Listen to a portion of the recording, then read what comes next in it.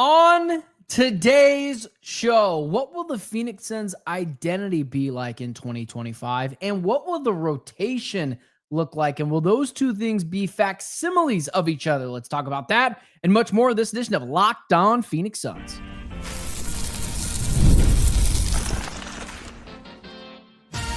You are Locked On Suns, your daily Phoenix Suns podcast, part of the Locked On Podcast Network, your team every day. What is up, and welcome into Locked On Phoenix Suns. My name is Benjamin Garcia, host of the Ben Garcia Show, mornings Monday, Wednesday, and Friday at 7 a.m., as well as a credentialed Phoenix Suns media member covering your team 365 days of the year. That's why we say your team every day here at the Locked On Podcast Network. Thanks for making Locked On Suns your first listen here on this beautiful Sunday night, Monday morning. Don't forget Locked On Suns is free and available on all platforms, including YouTube. So click that follow or subscribe button to do it. Thousands, dare I say millions, billions, even trillions of Suns fans have already done.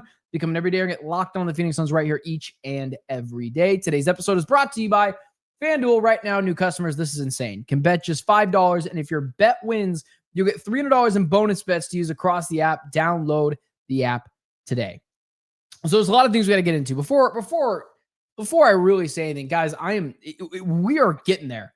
Suns Media Day is approaching, and I am so stoked for this Suns season. I know that there is like some segment of Suns fans who quantify that I'm negative, or I don't think this team is going to be good, because I don't think this team's going to make the playoffs.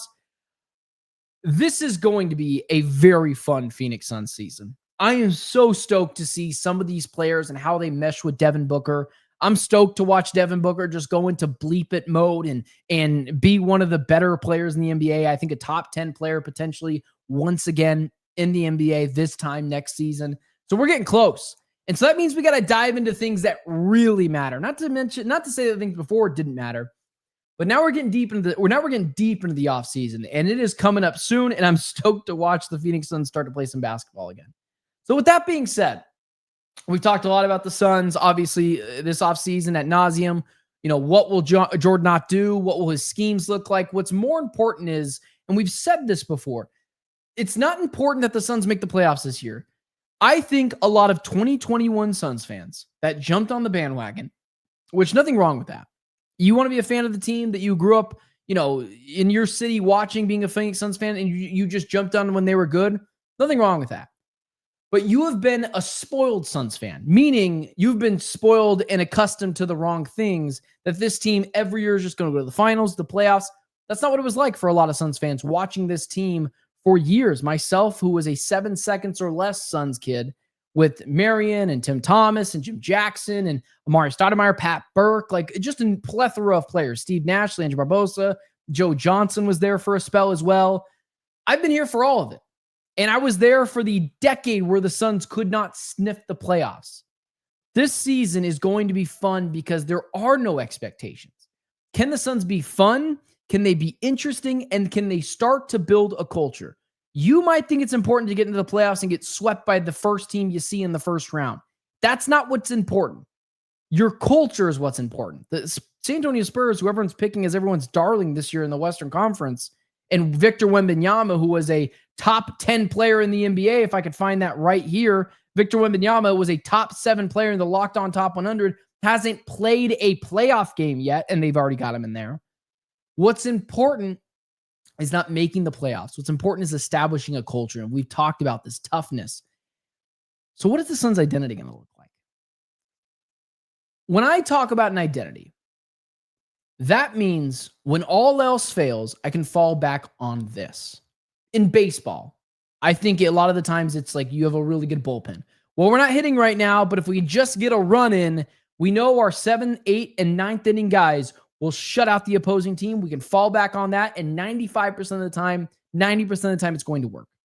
In the NFL, it's kind of similar in that way, where the Arizona Cardinals, they're in their own backyard, are more of a rushing team. They don't throw the ball downfield a lot. Well, when all else fails, we can hand it to James Conner and Trey Benson. The Phoenix Suns last year didn't have an identity. An identity cannot be talent. It cannot be, we're just going to outscore you. If every team's identity could be that, they would do that. The Golden State Warriors' identity was that, kind of. I'm being kind of tongue-in-cheek there. But they would just outscore you in games. They were just better They had the more star power, they had the better players, and they could just do that. The Suns' identity, I think, needs to be two things. Obviously, in the mid-range game, getting the ball to Devin Booker. 90% of the time, if you can draw up a play for him and get him in the mid-range, he's going to make the bucket. That doesn't mean you can do that the entirety of the game, but when you need a bucket, what are you going to do? Let's say the game's 100 to 102. You need someone to tie it up. What's your bread and butter? Run a screen at the top of the key, try to get someone on the hip of Devin Booker, and try to see if he can get an elbow jumper to send this game into overtime.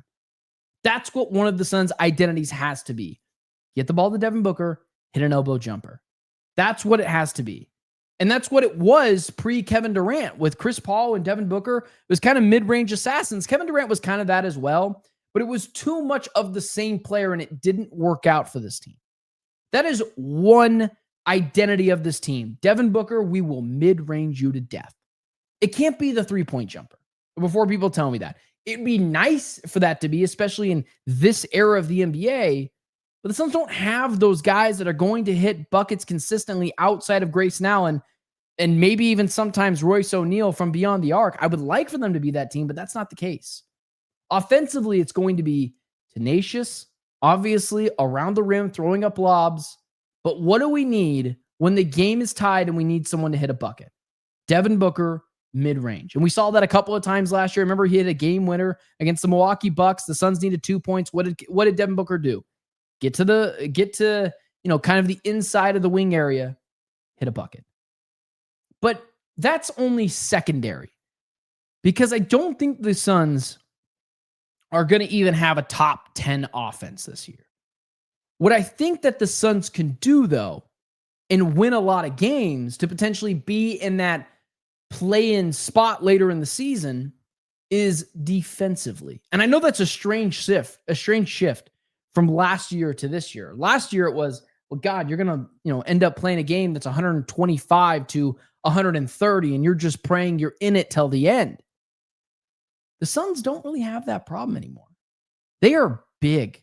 They are bulky. Last year was a lot of what's that guy's name? I already forgot his name. Tyler, what the hell? Tyus Jones. I just forgot his name for a second. He's only here for 10 seconds, so I forgot it. Last year was a lot of Tyus Jones, Devin Booker, and Royce O'Neal. And that was and Kevin Durant and no real center.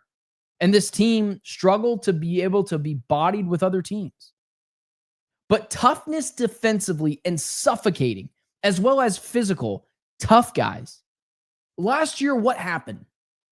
When Kevin Durant would get pushed around or Yusuf Nurkic would be fighting with people, what would happen? No team respected this Suns team. They'd go up and they'd, take their skinny jeans, pull them right up their ass and push them around. That's what they did. No team respected the Suns team. They would push you around. Defensively, can you now go from the bullied to the bullies? And I'm looking at that and how important that is for a guy like Dillon Brooks to establish that kind of identity here. Meaning defensively, you might shoot 35 free throws a night. I'm not saying that the Suns every night have the chance or have the identity to be the Oklahoma City Thunder defensively because they just don't. They don't have the same talent. But you could make teams earn it at the line. And there might be games where the Suns are just really good defensively. They have better talent than the opposing teams. The Hornets come to mind. The Wizards come to mind. Maybe even the Kings come to mind. But can you be a team that makes the other team, even if they beat you, say, damn, we didn't think we were going to have to sweat it in that game, but damn, did we have to? Did we get pushed around in some spots? Yeah, we won 99-90, but that was grueling. And it never really felt like we were going to lose, that being the Thunder or, good teams, the Cavs, like teams with just a lot of firepower and star power that are probably just going to beat the Suns. And then in the inverse, could you turn some losses into wins? Like the Lakers. I would just assume the Lakers would beat the Suns right now. Luka Doncic is really good. LeBron James and not Anthony Davis. LeBron James can still be a very viable player. Austin Reeves. They've just got better top-end talent than the Suns do. What if you stole 2 games against the Lakers this year? Because the Lakers came in, they played you in the past. You were a featherweight team, skinny jeans and backwards hats. That's actually kind of funny that I just said that because I'm wearing one. And, not taking the game seriously, and you're soft and timid. because they play you a lot, and that's what they remembered you from last year. But then in steps in Dillon Brooks, who's got a long relationship with LeBron James, and Ryan Dunn, who can be suffocating. And then you get those guys out, and what happens? Nigel Hayes-Davis and Ryan Dunn, two more lengthy players come in. Well, those guys don't play very well. How about Royce O'Neal, the savvy veteran who's been around for a really long time? The Suns team, I don't think is going to be elite defensively, but I do think they could jump in to the top 12, top 13, because they're going to be forced to have to do that. They're going to have to muck up games. Can you push guys around? Take advantage of all your fouls. This isn't a team trying to win a championship this year. This is a team trying to establish a culture and an identity to know when they ever bring in another star, or when someone fills that second star role to Devin Booker, they know what they're coming into. Last year, it was just, we're going to be talented. That's not an identity. Can you push opposing teams around? Can you be physical? You've got the bandwidth to do so. This team's way bigger than it was last year. Kamal Malawach, Mark Williams, Nick Richards, who's obviously back, but only played half the season with the Suns last year. This team's got an ability to have an identity offensively, which is get Devin Booker the ball in the mid-range and let's hope he can carry us. But even more than that, we're going to muck up games. We're going to make it, you might beat us, but you're going to feel us. And then really quickly, lastly, and I don't think this is something that can maybe be an identity but I just do want to mention it. The Suns haven't necessarily been a brainiac team or a super smart team over their last, couple of seasons. I think Jordan Knott brings a nerdy basketball thing to him, meaning the Suns are just going to do things different. They're going to be smarter on the court. They're going to have intelligent players. I think Devin Booker's that guy. I think Dillon Brooks is again that guy. I think Colin Gillespie can be a really smart basketball player. That's a very distant third, but it'll be a much more prettier form of basketball, I feel like. But what's most important is, can you muck up games, be physical defensively, make opposing teams, even if they beat you, sweat it out a little bit, and not get blown out in games? And then 2, can Devin Booker be the focal point of an offense again, doing what he needs to do in the mid-range and not asking him to be this 3-point jump shooter forever and always? So with that being said, I think that's the Suns' identity, at least this next season. That's what I'm looking into it, or that's how I'm looking at it. Let's get to the next part of the show. What's the Suns' rotation going to look like?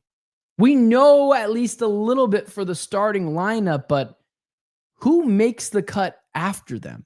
And then who doesn't make the cut, and why don't they? Let's talk about that and much more next. First, today's show is brought to you by my friends over at FanDuel. Got to make sure I put my friends over at FanDuel up on the screen here. We don't want them acting like, or we don't want to make it seem like we're not giving them the precious airtime they deserve. But the NFL season is here, and FanDuel is making sure you're ready for kickoff with a can't-miss offer. Right now, new customers can bet just $5, and if your bet wins, you'll get $300 in bonus bets to use across the app. I'm a big fan of lines when betting, because I don't know, it makes me kind of test my knowledge at least a little bit more. And for the second straight week, I probably wouldn't have done too well, because last week the Arizona Cardinals were 6.5-point favorites. I thought the Saints would cover that. They ended up not covering by half a point. And then the Panthers this week, the Cardinals went from 4.5 to 6.5-point favorites. And I said, yeah, hammer the Cardinals. And the rest of the public said, yeah, you're right, Ben. And then the Panthers covered that. But if you took the Cardinals just in the money line, which is just picking games, you would have won $300 in bonus bets with your first $5 bet. So are you ready to play? Download the FanDuel app now by visiting FanDuel.com to get started. That's FanDuel.com to place your first $5 bet. All right. So when we're talking about this Phoenix Suns rotation, we have to establish what we think the starting lineup is going to be. We can be fun about it. And, I think there's fun lineups to throw out, like, the Twin Towers, Mark Williams and Kamal Malawach on the floor. The thing with this Suns roster is it's really diverse. Like they have 1 point guard on the roster, if you want to include Jordan Goodwin. But this Suns team has the ability to be really diverse. And I'm talking, you could throw 4 wings out there. You can go Devin Booker and 4 wings, 4 lengthy, long wings. Royce O'Neal, Nigel Hayes-Davis, Ryan Dunn, Dylan Brooks, if you want to include him in that. Or you could also we'll go Oso Ighodaro and Kaman Malawach and Ryan Dunn and Royce O'Neal. You can switch things up in there. But what I think and what I would assume we would agree is the starting lineup is going to be Devin Booker at the 1, Jalen Green at the 2, Dylan Brooks at the 3, Ryan Dunn at the 4, Mark Williams at the 5. I know we've argued about should the Suns get a point guard, which is, just nauseating. We've had this conversation multiple times. They got one last year, and they weren't any better. I think we have the Steve Nash syndrome where every era of Suns fan has had that big name point guard be on this team, whether it was, Chris Paul or Kevin Johnson or Steve Nash years ago, or Jason Kidd, even for that matter. But I think that is the locked in Booker, Green, Brooks, Dunn, Mark Williams. So who's behind those guys, backing those guys up? Colin Gillespie is really interesting. He is the backup 1 on this team. I know he's not a true number 1, shoots pretty well from 3, and I think he just fit, I don't want to just compare him to the first gritty white guy that there is, but he kind of does remind me of TJ McConnell in a lot of ways. TJ McConnell is that when you talk about a winning basketball player, that dude is just a winning basketball player. And Colin Gillespie, I think, kind of fits that mold until he gets to the level that TJ McConnell is. But he's going to be the backup 1 for this team. And a lot of that just goes in the fact that the Suns will need some sort of point guard on this team. And when sharing the backcourt with either Devin Booker or Jalen Green at a time, there's got to be some consistency to the offense, meaning run Devin Booker off screens, run Jalen Green off screens, get them cutting backdoor. And Colin Gillespie's job is going to be to find them. And he's a smart basketball player. That's something we talked about as well. This team's going to be smarter. Oso's a really smart player. Colin Gillespie's a really smart player. Devin Booker, Dylan Brooks. The Suns have got some smart dudes on this team.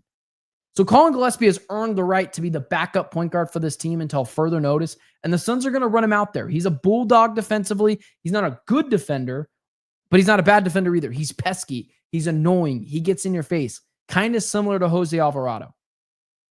And then I know we have a couple of different guys here. Oso Ighodaro, Nick Richards. You spent the 10th overall pick on Kaman Malawach. We are not doing this. I understand if you don't want to start him. In fact, I'm probably for that. He can be mentored a little bit by Mark Williams. And the Suns obviously have more big guys than they know what to do with on this team, more bigs on this team. So I'm okay with the fact that Mark Williams is starting, especially since the Suns got to figure out if they're going to extend him next year or not. But you spent the 10th overall pick on Kaman Malawach. You need to find out what you have in him. And so even if that's a player that's playing 15 minutes a night, he's got to get his feet wet. This is a guy that I think just turned 19 years old like yesterday or maybe even today. Kaman Malawach, we have to live, and this is why it's important that it doesn't matter if the Suns make the playoffs or not, because there are going to be some growing pains. Part of having a young team is having some growing pains. And the Suns don't want to be in a position where their eyes are set on the playoffs, but they're trying to deal with these rookie mistakes. So Kaman Malawach is going to have some ups and downs. And the Suns are in a spot where they're not expected to make the playoffs. So if he has these up and down times, you can allow him to grow through them. So Kaman Malawach is the backup 5 on this team. And then, it got me into a couple other guys. I think Grayson Allen is especially going to be on in this kind of backup starting 5. Royce O'Neal as well. Some of the reasoning why you have to have Royce O'Neal and Grayson Allen kind of playing a lot of minutes. And I think the Suns are going to play like 9-10 guys deep every night. They're the only 2 guys that can shoot the 3 ball. Like Devin Booker can't shoot the 3 ball. Green can't. Dunn can't. Mark Williams can't. The more 3-point shooting you can have on the floor with Colin Gillespie, Grayson Allen, and Royce O'Neal, you're going to want to have them out there. You're going to need to have someone out there outside of Devin Booker that can score the ball efficiently from beyond the arc. So that goes without saying. Grayson Allen, and I think he's going to fit really well in this offense. Again, that's another smart player that fits the mold of the Cardinals, of this Suns team that is going to be gritty, defensive, push teams around. And when you ask Grayson Allen to be the third, fourth best defender on the floor, Grayson Allen can deliver there. And he needs to be someone that's going to shoot 44% from three. Royce O'Neal, hopefully 37, and Colin Gillespie kind of close to 40%. And that is where you're going to get your three-point shooting from. So you need those guys on the floor. Rasheer Fleming and Oso Ighodaro are two other guys that are going to play on most nights. Rasheer Fleming should have been a first-round pick. And I think also the reason why he's going to play a lot is because it's between him and Nigel Hayes-Davis, who we'll talk about in the next segment, who's not going to make the cut. You're just going to give it to the younger player unless he's way over his skis. And he fits what the Suns need. The Suns have a glaring hole at the 4 spot with Ryan Dunn. I think there's a chance where you move Ryan Dunn to the 3, Dylan Brooks gets kicked out of the lineup, and later on in the season, we're talking about Rasheer Fleming in the 4 spot because he's 6'9" with the 7'4" wingspan. That's a true power forward. Not what Ryan Dunn is, which is not a small player, but not to the size of Rasheer Fleming. So Rasheer's going to play in this strictly out of need. The Suns need a guy like that. So I know Oso Ighodaro, I think, is just going to find some minutes on this team. You know, Nick Richards, you'll see, didn't make the cut. Kobe Bryant didn't make the cut. Nigel Hayes-Davis didn't make the cut. And a lot of that's going to be because the Suns have those players already. Unless in camp, one of those 3 guys is just absolutely balling and figures out a way to move themselves into the starting lineup, or into the rotation, sure. But these are the guys you feel good about. We obviously know the starting lineup, and then the next few guys, Colin Gillespie, Grayson Allen, Rasheer Fleming, Royce O'Neal, and Oso Ighodaro. That is the next 5 guys, along with Kaman Malawach, who I think is over Oso Ighodaro in this setting, because you have to see what you have in the 10th overall pick. That is your rotation. I think on any given night, you are seeing 1 through 10, those players. And then let's get into a couple of other guys who did not make the cut. And the reasoning why I say that, I don't think will shock you, but it's because of a completely different reason than the Suns had last season. So let's talk about that and much more next. First, today's show is brought to you by our really good friends over at 5 Hour Energy. As I look for the overlay here, maybe it's not looking like I don't have the 5 Hour Energy one. Well, how absolutely crazy of me to be able to disrespect our friends over at 5 Hour Energy after all the things that they do for us. Caffeine just got a flavor upgrade. 5 Hour Energy shots deliver tasty caffeine in 17 bold flavors. Each 2-ounce shot packs the caffeine of a premium 12 ounces of a. Each 2-ounce shot packs the caffeine of a premium 12-ounce cup of coffee, plus B vitamins and nutrients with 0 sugar and 0 crashes. That's what I love most, is how portable they are.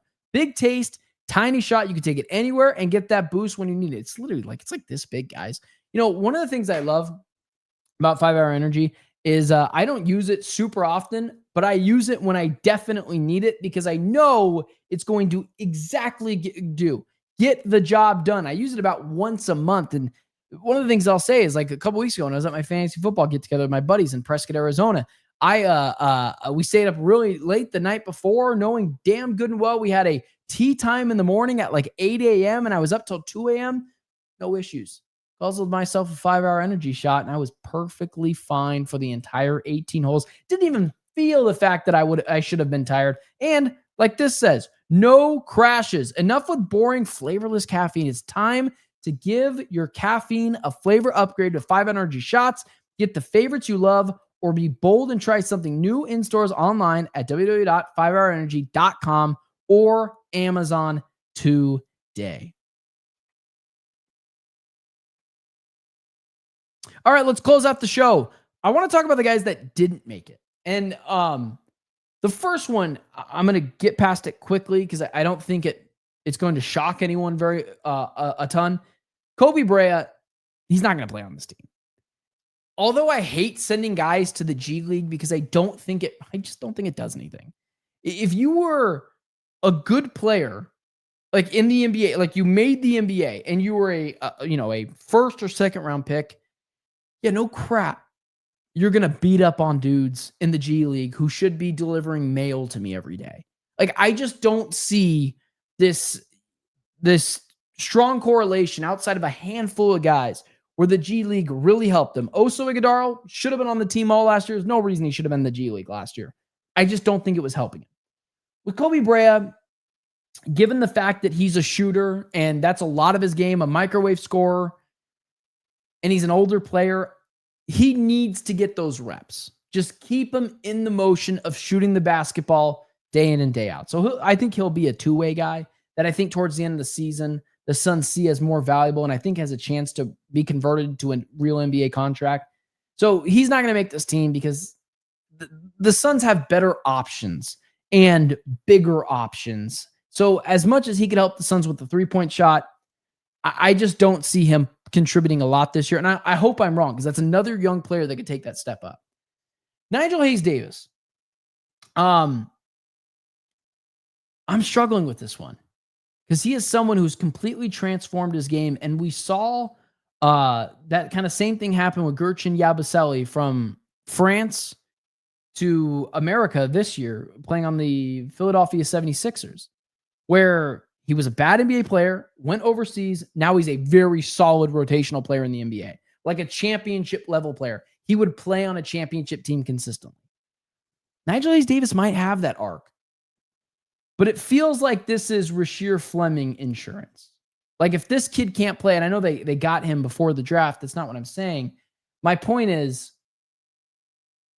or I guess technically it would have been after the draft. So it is kind of like that 4-3 spot insurance for this Suns team where they have the guys and they think, they really like these players, but why does it hurt to add another 6'8", 6'9" wing with the big wingspan that can defend and again is a really smart basketball player?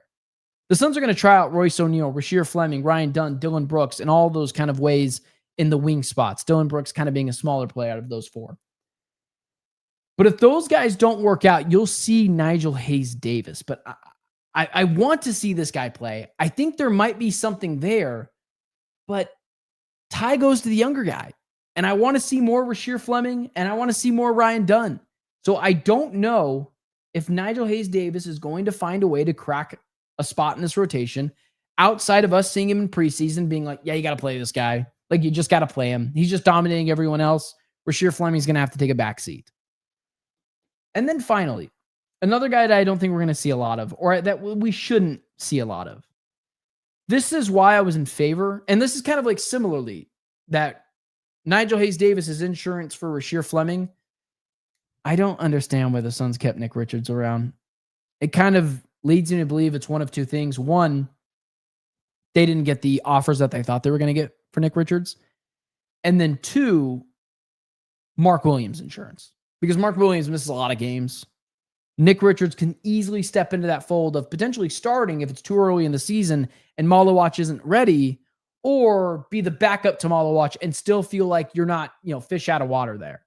So when you look at Malawach, Oso, Mark Williams, and Nick Richards, you're talking about a player in Mark Williams who's just better than Nick Richards, who's going to play and has a chance to be one of the better centers in the NBA. Kamal Malawach, who's the 10th overall pick and younger, and the Suns have more invested in him than Nick Richards. And then Oso Ighodaro, who I think at this point is just a better player than Nick Richards, smarter, passes the ball better. And this is kind of crazy, but actually probably even a better offensive player at this point in his career. So we know who's playing. We know who's probably not going to play a ton. Now, everyone's going to play in the regular season. There's going to be games where players get injured and guys are going to play. Mark Williams, Devin Booker, sometimes has that hamstring injury for 10 games or 5 games. Everyone's going to play. But consistency, this is who we're going to see. Or consistently, these are the players we're going to see. And it's not going to be a lot of Nigel Hayes-Davis, Nick Richards, or Kobe Bryant, in my opinion. It's going to be a lot of the other guys.